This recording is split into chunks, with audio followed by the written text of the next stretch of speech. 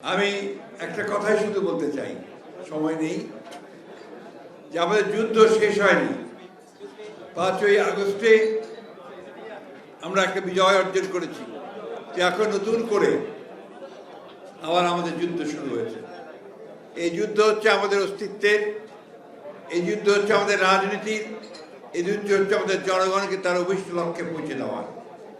আজকে এই ঠিক 5ই আগস্টের আগে 15-16 বছর ধরে ফ্যাসিস্টদের আক্রমণে এই সাইবার যোদ্ধারা কিভাবে যুদ্ধ করেছে, কিভাবে তারা নির্যাতিত হয়েছে, গুম হয়েছে, সংসার নষ্ট হয়ে গেছে।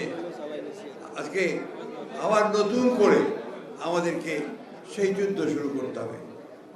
ষড়যন্ত্র শুরু হয়েছে, চক্রান্ত শুরু হয়েছে, সেই চক্রান্তকে ব্যর্থ করে দিয়ে আমাদের যোদ্ধারা তারা পারবেন এই যুদ্ধে জয়ী হতে, এই বিশ্বাস আমার আছে।